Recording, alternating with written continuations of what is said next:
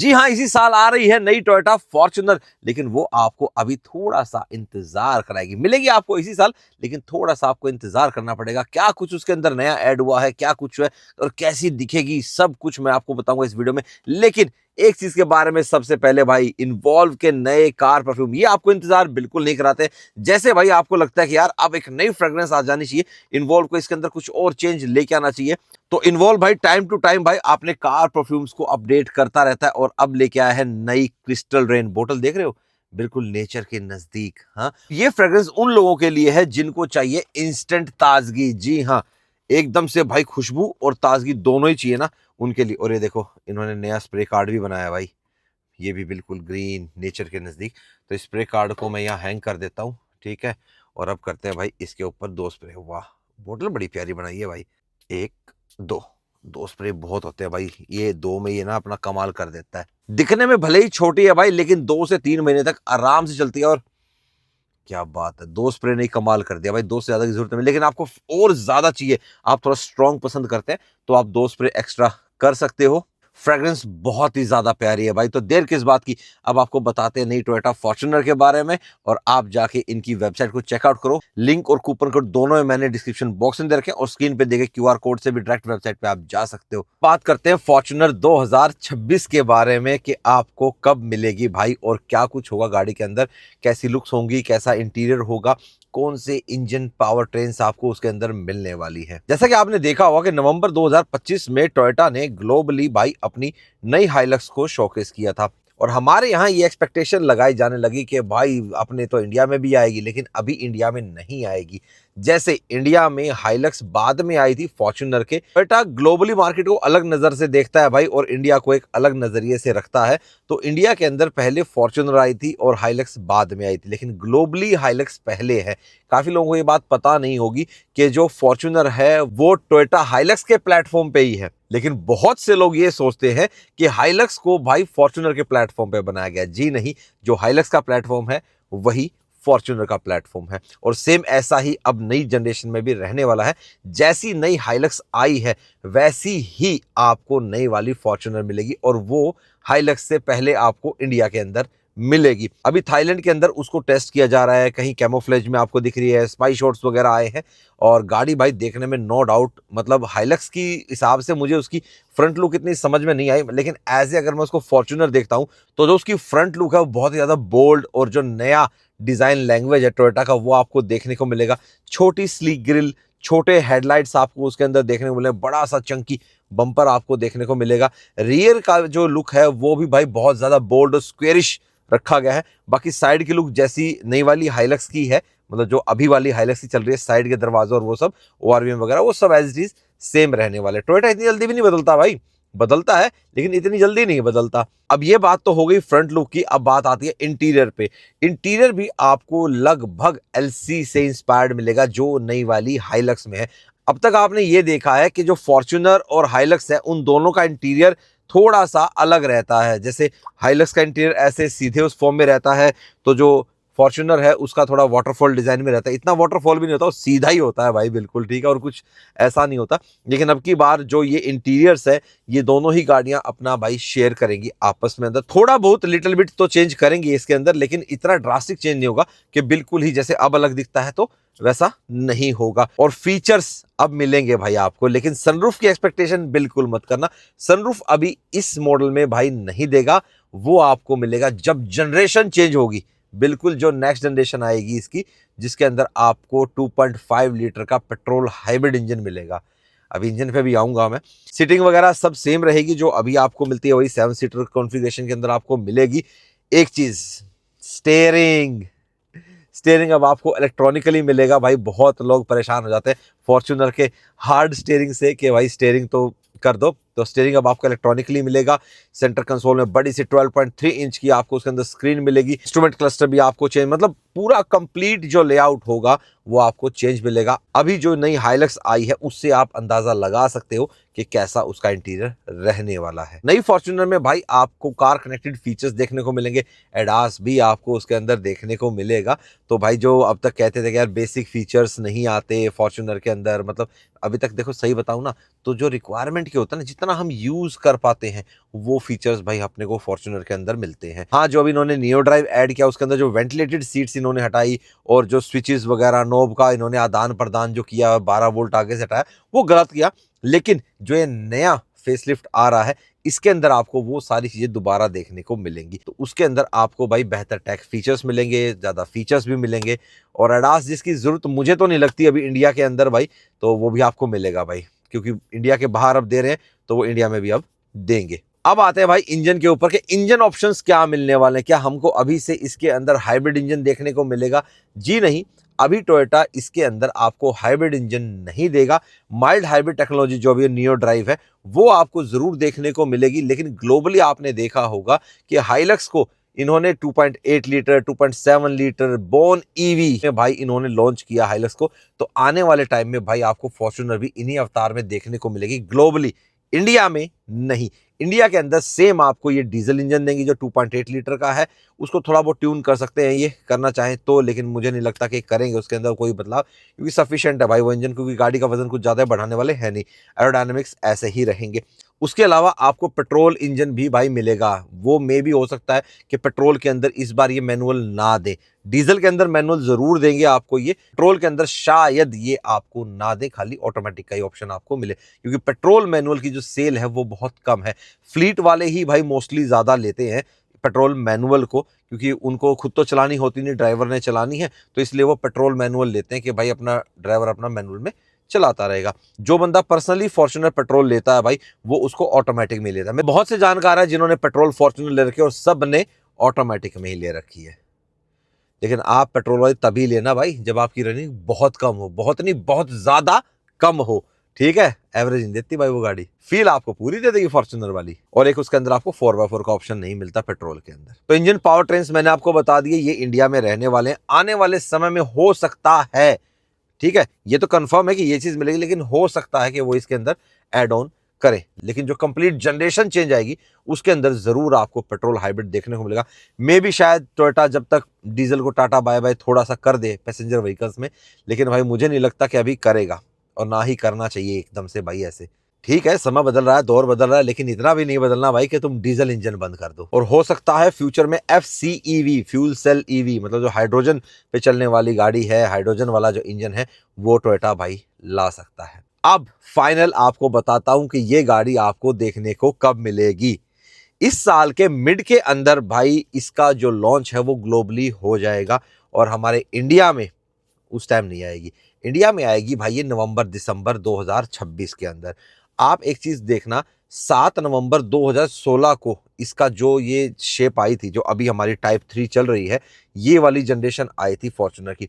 और टोयोटा जहां तक उसका जैसा इतिहास रहा है, 10 साल के अंदर भाई शक्ल चेंज करता है अपनी गाड़ी की। मतलब जो पहले से ग्लोबली चल रही होती है, ग्लोबली ये 10 साल के अंदर बदलते हैं, कुछ पहले भी बदल लेते हैं, लेकिन 10 तो इनका एक टाइम लिमिट है कि 10 के बाद तो अब हमारे को इसकी शक्ल बदल देनी है। इसके अंदर इंजन ऑप्शन जो भी इनको बदलना है, उस गाड़ी का जो इनको सही लगता है, वाइबल लगता है कि हाँ ये चीज़ हमको इसके अंदर बदलनी है, तो वो कर देता है। तो उस हिसाब से इनकी जो टाइमलाइन है 10 साल वाली, वो नवंबर में खत्म हो रही है। तो इंडिया के अंदर इसी साल आपको भाई इसकी ये फेसलिफ्ट वाली जो गाड़ी है वो देखने को मिलेगी। अब बहुत से लोग जिन्होंने भाई फॉर्च्यूनर ले ली है, या जो लेने वाले थे, या जो लेने की सोच रहे थे, वो ये सोचेंगे कि यार हमने तो अब ले ली, इसी साल के अंदर इसका फेसलिफ्ट आ जाएगा। जिन लोगों ने लेनी है, क्या हम ले या ना लें? अब मैं आपको बता देता हूं कि इसमें लेने ना लेने का क्या सीन है। अगर आपने ले ली है कोई दिक्कत नहीं है, क्योंकि इंजन ऑप्शंस के अंदर तो चेंज होने वाला है नहीं।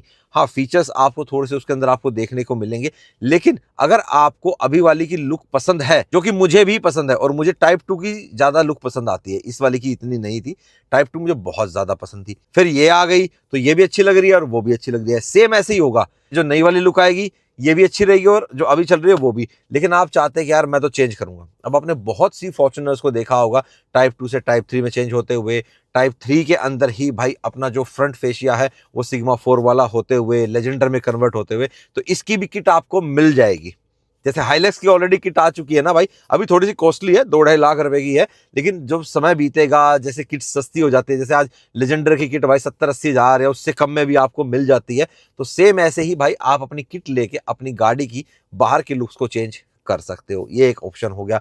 और जिन्होंने नहीं ली है और जिनको लुक से कोई फर्क नहीं पड़ता, जिनको फीचर्स नहीं चाहिए, वो अपना भाई अपनी गाड़ी खरीद सकते हैं कि भाई जब नई गाड़ी आएगी तो उसका दाम भी तो बढ़ेगा ना, पैसे बढ़ जाएंगे क्या नहीं। तो ये चीज़ है भाई जो मैंने आपको बता दी कि कब लॉन्च होनी है, क्या कुछ आएगा, क्या इंजन ऑप्शन आएंगे, कैसी लुक आएगी। तो ये सारा जो डिटेल था वो मैंने आज आपको दे दिया। चलो जी, आपको तो पता लग गया आपकी फॉर्च्यूनर के बारे में, ठीक है। जिन्होंने लेनी नहीं लेनी, अब मैं अपनी भाई हाइलक्स को संभाल लेता हूँ जाके कि हाइलक्स पे अपना क्या चल रहा है। बाकी पूरी फॉर्च्यूनर की जानकारी दे दी और वेलकम बैक करना भूल गया। तो हेलो जी, वेलकम बैक टू चैनल। कैसे हैं आप सब?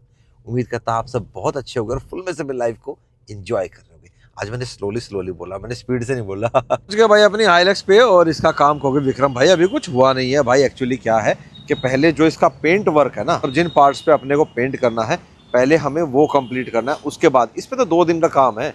फटाफट इसको अपना करके साफ सुथरा, मतलब सैंडिंग रबिंग जो भी वो करते हैं भाई वो करके उसके बाद फिर मस्त वाली पीपीएफ चढ़ानी है इसके ऊपर। और अभी तक वो आई नहीं है पीपीएफ जो हमने ऑर्डर कर रखी है। मेरे वाला फिर कलर भी तो स्पेसिफिक है ना भाई, वो आने वाली, पूछता हूँ अभी चल के। और भाई आज तो चेतन महाराज भी आ रहा है। कल हम भाई से मिलने गए थे हैं, आज भाई आया हुआ है। चलो आपको सारी चीज़ें दिखाता हूँ अभी, ठीक है। क्या कलर हुआ है, कैसा हुआ, दिखा देता हूँ आपको। पहले ज़्यादा सरप्राइज नहीं रखूँगा, फिटिंग के बाद एक अलग लुक आ ही जाएगी। बाकी अभी कैसी है वो दिखा देता हूँ। और ये देख लो भाई, ये घर की गाड़ी, ये अंकल की गाड़ी है, रोहन के पापा की।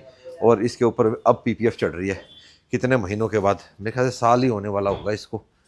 और इसकी भी क्लेडिंग्स वगैरह जो उतार रखी है ना सारी, पेंट होने के लिए। मैंने पता क्या बोला था, मैंने बोला था कि इनको ना बॉडी कलर्ड कर दे। पर जब तक मैं पहुंचा, मतलब जब तक मैंने सलाह दी, जब तक भाई अपने 3 पार्टों पे भाई पेंट हो चुका था, तो फिर ही मैं चले यार ग्लॉस ब्लैक कर दे। और अंकल को भी थोड़ा ग्लॉस ब्लैक की लुक ज़्यादा पसंद थी, रूफ रेस भी ब्लैक कर दी। और बाकी पूरी गाड़ी पे पीपीएफ बची हुई थी, अभी ये स्क्रैच वगैरह थी नहीं इसके ऊपर, पेंट में कोई गड़बड़ नहीं थी। अब आपको अपना पेंट वाला काम दिखाता हूँ। ये देखो, दिख गया यहाँ से कलर शेड दिख रही है हैं? थोड़ी सी और दिखा देता हूँ, अभी खोलूँगा नहीं। ये देखो, ये तो ब्रेजा का बम्पर है पीछे वाला, ये वाला है भाई, दिख रहा है कैसा लग रहा है? लगने के बाद पता लगा ये टोटली डिफरेंट शेड है भाई, जो आपने सोची नहीं। और लेकिन मैंने सोची, मैंने पूरा भाई सब लगा के करके बहुत सोच समझ के इस बार ये कलर कराया भाई। और ये कलर वाकई में आपको पसंद आएगा। चलो अब भ्राता श्री से मिलते हैं। यहाँ पे चल रही है थोड़ी सीरियस टॉक। क्या हाल चाल है? कल हम आपसे मिलने गए थे, आज आप हमसे मिलने आ गए। हमें चाहिए था कोई सीरियस टॉक ब्रेक करे। हाँ, देखो मैं ही कर सकता हूँ सीरियस टॉक ब्रेक। और भ्राता श्री कैसे हैं? बहुत ही बढ़िया जी, बहुत ही बढ़िया। मैं सीरियस हो जाता, अभी मैंने आते अपना पेंट वर्क देख लिया। ब्रेक चाहिए था, मैंने अच्छा चलो कोई बात नहीं। यहाँ पे चल रहा है भाई बम्पर का क्लियर कोट, पेंट वगैरह सब कंप्लीट हो चुका है बढ़िया से। अपना एक कोट लग लिया, एक और कोट लग रहा है, थोड़ा रुक रुक के लगाते हैं ना। और ये वाले पार्ट देखो भाई, ये कंप्लीट हो गए, ठीक है। ये देखो शाइन, देखो कलर तो बिल्कुल मैच है। ये फ्रंट बम्पर के सेंसर हैं, ये डोर हैंडल्स आ गए भाई। इस बार कलर स्कीम मैंने बड़ी सही वाली चुन रखी है। हाँ सही है, बढ़िया। हो क्लियर चढ़ जाता है भाई। मैं तो बाहर आ गया। आसिफ कह रहा सर एक बार आप फेंडर लाइनिंग देख लो। मैंने वो वेल्डिंग कर दी है प्लास्टिक वाली भाई, फेंडर लाइनिंग भी बना दी भाई, सही बन गई ना, पता ही नहीं लग रहा, बिल्कुल पक्की होगी। उसी गोलाई के हिसाब से बना दी। ये देखो, ये देखो इधर से सही होगी, फिनिशिंग सही आ गई, पता नहीं लगेगा भाई। फेंडर लाइनिंग बच गई। इधर की थोड़ी सी, आसिफ कह रहा है सर थोड़ी सी इधर से छोटी है, तो इसको भी इससे ना जोड़ के इसको कनेक्ट कर देता हूँ इससे। बाकी ये भी इसे सही बना दी दोनों साइड से, आगे पीछे से। अब मेरे पास ना इसकी वो जो हमने टेप ली थी ना जिप्सी के टाइम पे, ये वाली जो स्लीव आती है चढ़ाने वाली, स्लीव नहीं वो टेप होती है, वो मैं सोच रहा हूँ कि एक बार इस ना वायरिंग पे कर दूँ, तो फिर खाली कपलर और इन सब पे ना टेप हटा के वो वाली कर देता हूँ, वो सही रहेगा। तो जो ये वायरिंग दिख रही है ना काली पीली, सिर्फ ये ब्लैक में हो जाएगी। ये देखो भाई ऐसे होती है प्लास्टिक वेल्डिंग, ठीक है। ये गर्म हो जाता है जैसे सोल्डिंग वाला सिस्टम होता है ना, और ये बैटरी से कनेक्ट कर रखा है। सबका अपना अपना तरीका होता है भाई, कोई ऐसे करता है, कोई गैस वेल्डिंग वाली को गर्म करे करता है आसिफ? सबका अपना अपना तरीका है। आसिफ इस तरीके से करता है, ये थोड़ा सेफ तरीका है, ये एकदम से ज़्यादा वो नहीं करता स्पीड से। और ये आ गया भाई कटर, और ये है वो टेप, इंसुलेशन टेप जो है, ये मैं इस वायरिंग के ऊपर अभी कवर कर दूँगा। तो फिर हमारी जो वायरिंग है वो, जो लाइट की अलग से ली थी ना हमने, मतलब जो वायरिंग लाइट की अलग से आई थी, उसके बाद देख लूँगा कौन कौन सा कहाँ तक है। ये भी तो है ना, ये इसके लगने हैं उसमें लाइट में, तो उस हिसाब से एक बार इसको देख लेता हूँ, फिर करता हूँ, फिर उसके बाद दिखाता हूँ आप। चलो जी, कर दिया मैंने इसको स्लीव, ठीक है, इस वाली टेप से, और अंगूठे पे भाई लग भी गया कटर थोड़ा सा, ठीक है। अब ऐसा ना ज़्यादा भी उसको नहीं कर सकते, कपलर लगने भी है ना। ये कपलर एक स्पेयर है, ये देखना, ये मैंने बंद नहीं किया, ये पहले भी बंद नहीं था क्योंकि इसका कोई कनेक्शन नहीं है वैसे कहीं से भी ना, तो मैं चलो कोई नहीं, इसको ऐसे ही छोड़ दिया। बाकी जितने भी थे ये ऊपर से बंद कर दिए मैंने, इसको अच्छे से कर दिया, ठीक है। और इधर भी ये देखो, ये ऊपर से अच्छे से बंद करके इनको बढ़िया से अपना टेप लगा दिया। भाई अपनी मेहनत को ना बचा रहा है, फेडर लाइनिंग को आगे कपड़े से बांध रहा है। कह रहा है सर फिर आगे पीछे करने में कहीं इधर उधर गई, वैसे तो जाएगी नहीं, अब तो तैयार होके ही निकलेगी यहाँ से। तो बोला सर खाम खाम है ना, कट जाएगी, और दोबारा एक बार तो बन जाती है, अब फिर नहीं बनेगी। देखो अब तो यहाँ से भी जोड़ दी भाई ये वाली ना, ये देखो यहाँ से भी जोड़ दी, पीछे से भी। चलो 15,000 रुपये बच गए, 7,500 की एक फेंडर लाइनिंग है आसिफ। हाँ चलो जी, गलती भी तो मेरी थी भाई, जो मैं इसको लेके जा रहा था। अब मुझे कौन सा पता था भाई कि टायर के टच हो गई एकदम से घिस के ऐसे हो जाएगी, पर पता नहीं लग रहा बिल्कुल भी, ये देख लो बिल्कुल पता नहीं लग रहा। तो अगर आपके साथ भी ऐसा कुछ हो जाता है तो आप भी भाई अपना इसको करवा सकते हो। करवाना क्या है भाई, यहाँ पे लेके आओ अपना गाड़ी को, पेंट कराना है, पीपीएफ करानी है, जो मर्जी कराना है, क्या नहीं, बड़ा तसल्ली बख्श काम होता है भाई अपने रोहन चेतन भाई के स्टोर पे, रोश ऑटोमोटिव पे। अब सारे लोग पूछ रहे, जनता पूछ रही दांगी कहाँ है, दांगी यहाँ है कहाँ गायब रहता है दांगी। और यार आज बुलाया मैंने यार, भाई आप लोग पूछते हो बार बार भाई कि दांगी किधर चला गया। भाई एक चीज़ पता क्या होती है रोहन, एक बार बंदा दिखे और फिर उसके बाद बीच में दिखना बंद हो जाए, रोड़ा हो गया, जूत बाज गया, ये सोशल मीडिया है, ऐसे होता है। अगर कोई बंदा भाई बंधु नहीं दिख रहा ना बीच बीच में, तो मतलब समझ लो उस गला जूत बाज गया। भाई ऐसा नहीं होता, कई महीने हो गए तो, हाँ कई महीने हो गए, फोन पे बातचीत हो जाए, फिर जिस दिन यो कहता है फोन, फिर मैं कहूँ यार आज तो मैं हूँ, मैं उधर हूँ, फिर मैं करूँ। अभी भी ये घर पहुंच गया था, मैंने फोन मिलाया, मेरे को ये होता है कि 7 साढ़े 7 के बीच में ना ये घर से निकलता है, नहीं सॉरी घर से नहीं, ऑफिस से निकलता है, और ऑफिस का रास्ता उधर से जाता है, इधर घुमा ले भाई हमारे स्टोर की तरफ। तो मैंने आज इसको फोन कर लिया, मैं तो आज आएगा, फिर आज भी नू कह रहा था कि देखे आज या कल है रोज। घर पहुंच गया था, पर फिर इसने बोला, मैं कहा चलो भाई स्पेशल, बोला कोई नहीं लोअर टी शर्ट में आ जा, दांगी साहब लोअर टी शर्ट में ना आवा भाई। बोला 10 मिनट दे मेरे को, मैं दोबारा कपड़े चेंज करता हूँ, मैं फिर आता हूँ। चलो भाई दांगी के साथ आज हम फिर कॉफी पियेंगे, बहुत दिन हो गए कॉफी पिए हुए। बाकी दांगी को गाड़ी दिखा देते हैं, ये नहीं जो काम हो रहा है अंदर, वो दांगी कलर ढूंढ रहा है कि इस पे पीपीएफ कौन सी हुई है। ऐसे नहीं मिलेगी, ऐसे नहीं मिलेगी। गड्डी भी अपनी वॉश करा ली थी, साफ सुथरी चमक गई। और भाई साहब दांगी भाई यहाँ कॉफी पी ला, कई दिन हो गए कॉफी पिए हुए। आ भाई दांगी कॉफी पिलाते हैं तेरे को बढ़िया सी। मैं तो खैर पीऊंगा ब्लैक कॉफी, मैं पी रहा हूँ ब्लैक अमेरिकानो। और ये देख लो दांगी और भैया, इनका तो खुद का कैफे है भाई, ये बीटन के ओनर है। और ये देख लो, कह रहे ये कैसे पी लेते हो आप, आपको नहीं अच्छी लगती है? अच्छी एकदम उस पर शिफ्ट कैसे होगा? मैं तो पहले से था शिफ्ट इस पे, ब्लैक कॉफ़ी तो मैं पहले ही पीता था, ऐसी बात नहीं है, अब थोड़ी ज़्यादा होगी। वैसे आज की मेरी 2 हो ली भाई, या मेरी तीसरी है, तो भाई वो नहीं ली मैंने कोल्ड कॉफ़ी, ओ सॉरी वो कोल्ड कॉफ़ी नहीं ली भाई, मैं तो अपनी यह पीऊँगा, मन तो यह ऐसे लगा। बाकी हाँ वो अलग बात है कि जो टेस्टी टेस्टी फूड है मेरा यहाँ बीटन का, वो मैं थोड़ा मिस कर रहा हूँ। थोड़े दिन 6 महीने बाद आपने कहा ना विक्रम भाई कुछ करो, तो वो करना शुरू कर रखा है भाई। लो जी घर आके होगी पाक, अब देते हैं आपके कुछ सवालों के जवाब। एक भाई की गाड़ी खड़ी है पिछले 3 साल से, XUV 500, और अब वो उसको चलाएंगे। वैसे तो देखो भाई आपको 3 साल से गाड़ी खड़ी है, उसको हर 6 महीने साल के अंदर संभाल लेना चाहिए। खैर कोई बात नहीं, वो आपने नहीं किया। अब आपको क्या करना है, सबसे पहले बढ़िया से उसको धो लो, ठीक है जी, ये तो वैसे वाली बात है भाई, साफ़ तो करोगे ही। उसको लेके जाओ भाई वर्कशॉप पे ले जाके उसके सारे जितने भी फ्लूइड्स हैं वो सारे चेंज कराओ।